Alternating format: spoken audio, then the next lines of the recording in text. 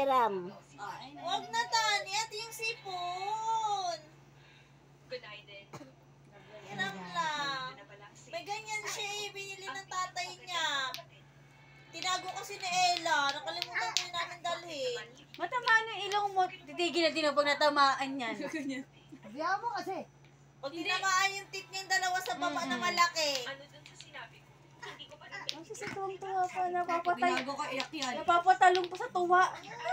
Hiramin mo, Tani. Hiramin mo. Ano daw ulit? Hiramin mo. Eram si Hiramin mo. ate. Eram. Eram si ate. Munti ka na. Munti ka na. Ay, saya niya. Ay, sapatid pala siya. Hiramin mo, hiramin mo. Eram si ate.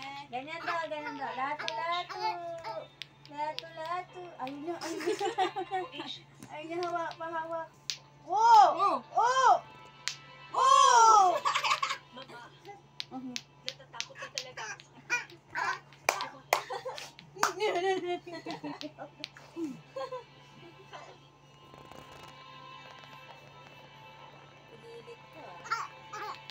Makain pa yung dalawang bata. Tapos na. Naman ako, nag-alaro sa gabi. Ano? Oo, Hiramin mo yung lato-lato. Hiramin mo. Ayan ang ate.